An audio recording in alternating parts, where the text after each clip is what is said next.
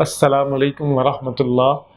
آج ہم آپ کو ایک بہت دلچسپ سچا واقعہ آپ کو سنا رہے ہیں جس سے ہمیں بہت کچھ سیکھنے کو ملے گا۔ ٹرین صحرائے سینا سے گزر رہی تھی۔ گڑگڑاہٹ کی مسلسل آواز اور بے ہنگم شور کی وجہ سے پولینڈ کے اس مسافر کے لیے رات بھر سونا ممکن نہ ہو سکا۔ یورپ سے آنے والے اس غیر مسلم یہودی نوجوان مسافر کے لیے ماحول اجنبی سا تھا، اسی لیے وہ ارد گرد کی تمام ہی چیزوں کا دلچسپی اور توجہ سے مشاہدہ کر رہا تھا۔ اس کے سامنے والی سیٹ پر ایک بڑی سی ابا میں لپٹا بیٹھا ہوا ایک عرب مسافر، جو کہ اپنے حلیے سے ایک عام مسلمان بدو معلوم ہوتا تھا۔ سردی انتہائی شدید تھی۔ اس کے پاس مفلر موجود تھا، لیکن اس کے باوجود وہ سردی سے ٹھٹر رہا تھا۔ ٹرین صبح سویرے ایک چھوٹے سے اسٹیشن پر رکی۔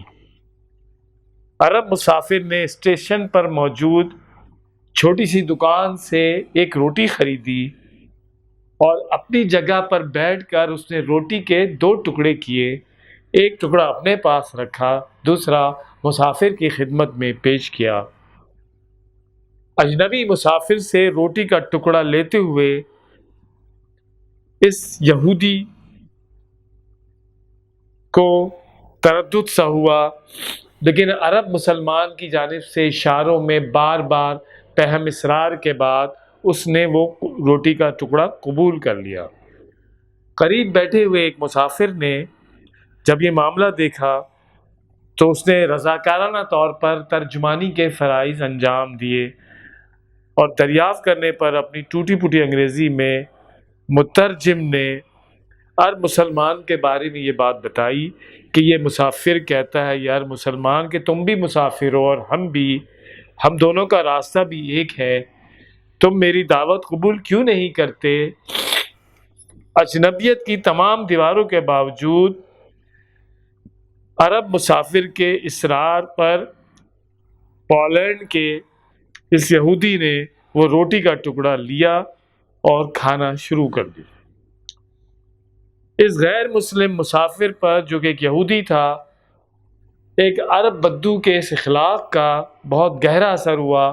گاڑی جب منزل مقصود یعنی غزہ پر پہنچی تو اس عرب مسافر نے سامان سمیٹا اور باوقار مسکراہٹ کے ساتھ سر کے اشارے سے سلام کرتے ہوئے باہر چلا گیا۔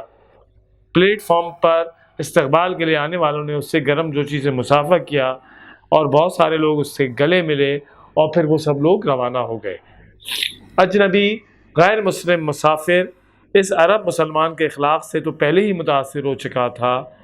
پلیٹ فارم پر آئے ہوئے جب اس نے دیگر لوگوں کو اس کے ساتھ ملاقات کرتے ہوئے دیکھا اور خلوص اور محبت کا ایک مجموعی ماحول دیکھا تو اس کے اندر ایک خواہش پیدا ہوئی کہ کیوں نہ ان مخلص، ہمدرد اور بااخلاق لوگوں کی زندگی کا مطالعہ کیا جائے۔ اس کے مطالعے کا سلسلہ شروع ہوا۔ محض 4 سال کے بعد اس غیر مسلم نوجوان نے اسلام قبول کر لیا۔ آج کی دنیا اس نوجوان مسافر کو نامور مصنف اور ممتاز عالم علامہ محمد اسد کے نام سے جانتی ہے۔ علامہ اسد نے نہ صرف اسلام پر بہت ساری دعوتی کتب تحریر کی، بلکہ قرآن پاک کا انگریزی ترجمہ کرنے کے علاوہ صحیح بخاری کے مختلف حصوں کو بھی انگریزی زبان میں منتقل کیا۔ ٹرین کی سفر کے دوران پیش آنے والا یہ واقعہ علامہ اسد نے اپنی کتاب اے روڈ ٹو مکہ میں بیان کیا ہے۔ ان کے مطابق یہ واقعہ 1922 میں پیش آیا تھا، جب ان کی عمر محض 22 سال تھی۔ 1926 میں 26 سال کی عمر میں انہوں نے اسلام قبول کیا اور اس کے بعد سے علامہ محمد اسد اسلام اور مسلمانوں کی خدمت میں مصروف عمل ہو گئے۔ بلا شبہ علامہ محمد اسد نے سوچ سمجھ کر اسلام قبول کیا تھا، لیکن اسلام کی جانب ان کی توجہ مبذول کرانے میں ایسے بہت سارے واقعات کا دخل رہا ہے۔ ٹرین کے اس سفر میں شریک عرب مسافر کو، جو علامہ اسد کے قبول اسلام کا ایک اہم ذریعہ بنا، شاید کبھی علم بھی نہ ہوا ہو کہ اس کے اخلاق اور اخلاص کے نتیجے میں اسلام اور مسلمانوں کی خدمت کا کتنا بڑا کام ہوا ہے، اس کے باوجود اللہ کی جانب سے اس کے اجر کی توقع ہے کہ اللہ تعالیٰ کے ہاں چونکہ نیک نیت سے کیا جانے والا ہر عمل اللہ کے ہاں مقبول ہوتا ہے، اس لیے اللہ تعالیٰ یقیناً اس کے اس عمل کو قبول کریں گے اور صدقہ جاریہ کی صورت میں اس کا یہ عمل جاری اور ساری رہے گا۔ جزاک اللہ، یہ میں نے آپ کے ساتھ ایک واقعہ بیان کیا۔ مجھے امید ہے کہ ہم سب مسلمان اس جانب توجہ دیں گے، اخلاق و کردار پر توجہ دینے کی آج ہم کو سب سے زیادہ ضرورت ہے۔